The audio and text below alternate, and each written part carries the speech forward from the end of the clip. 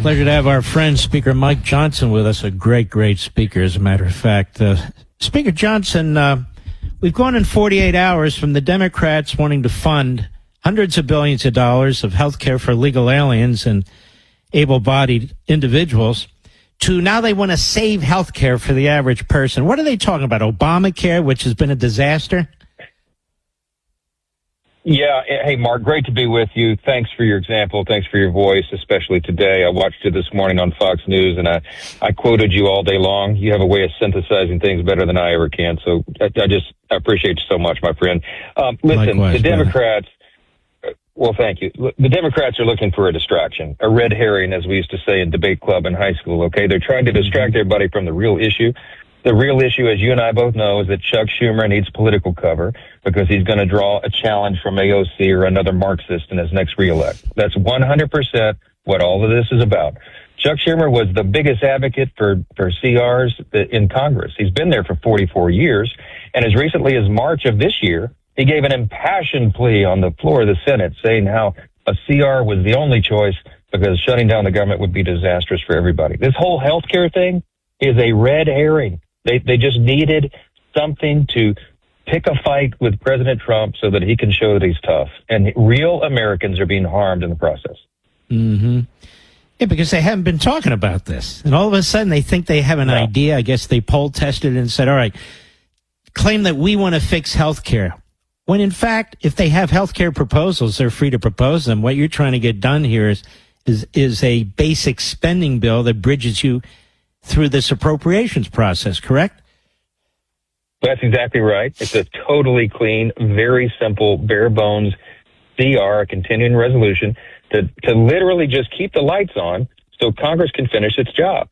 And that is the issue. It was an issue for September 30th, which was the end of the fiscal year, and we missed that deadline. So now we're closing in. The government has been shut down for a week because 44 Democrats in the Senate, led by Schumer, refused to do the obvious and simple thing. And again, the thing they've done themselves so many times in the past and impassionately said we had to. Mark, 13 times during the Biden administration, in the 4 years of Biden, they all voted for CRs. But now suddenly they can't do it. This thing about health care is they're trying to bootstrap a policy issue that has to be decided by the end of the year. It's a subsidy for Obamacare that expires December 31. By the way, the Democrats are the ones that put the expiration date on it when they passed it into law. It was a COVID era thing. And that's an issue that we were always going to debate and negotiate and go through for the months ahead of us. It was supposed to be an October, November matter. And now they're trying to claim that that's the issue of the day. They're just trying to distract the public. And sadly, the legacy and mainstream media have just parroted their talking points.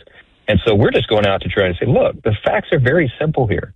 They need to keep the government open so we can continue government services and continue the appropriations process. What are you hearing over on the Senate side, since really that's where the action is? Do you hear that any of the Democrats are starting to get weak-kneed, or are they getting kind of firming up their spines now? Well, to be honest, I do believe that many of them are looking for an exit ramp. They've painted themselves into a corner. They have no justification for it. They can't even make a cogent argument as to why they're there. I had lunch with my Senate Republican colleagues today, their weekly leadership lunch, and I was invited to come in and share my thoughts from the House.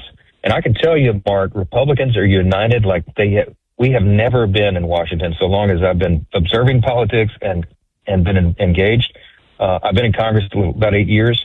I've never seen the Senate Republicans, the House Republicans, and a Republican president and White House so closely united. There's not a sliver of daylight between us. And that's a very important thing for the country because we're doing the right thing for the right reason. We're trying to serve the people, and Democrats are playing politics. Mm-hmm. They're now claiming they want to negotiate on this health care issue. So you're telling me the executive branch and the House and the Senate Republicans are all on the same page and they understand that that's just a setup? It's a setup.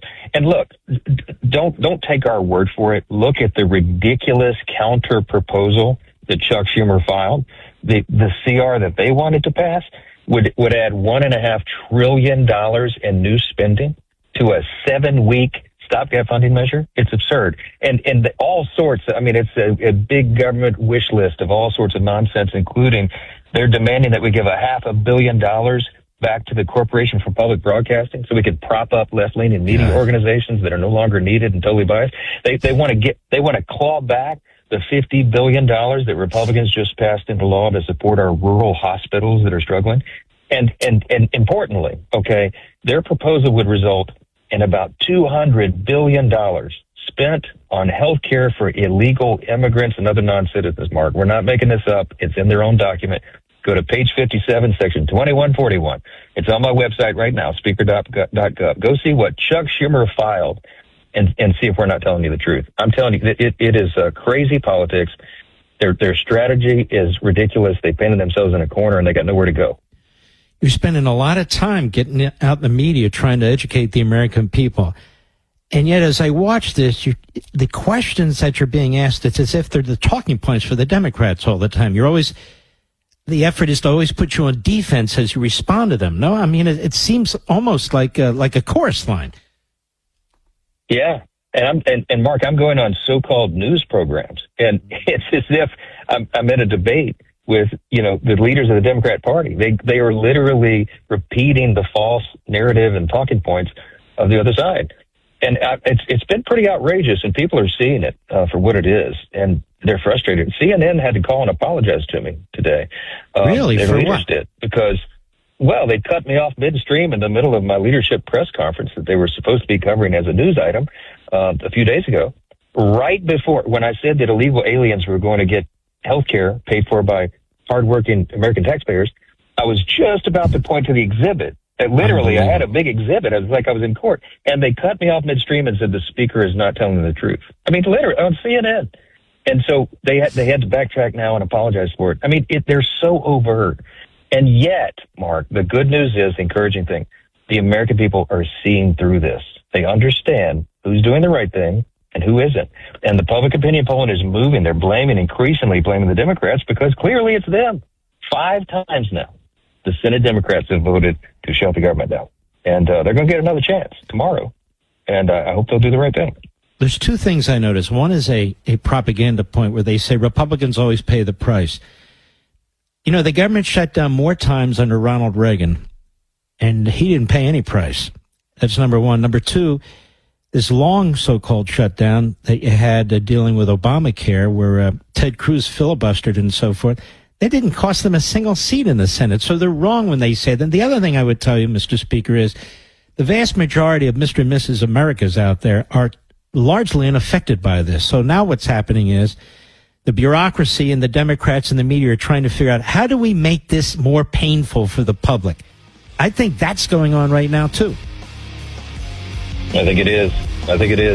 We'll get through this. The right is going to prevail, and the president is going to get a win, and we are as well. For the American people, that's what this is about.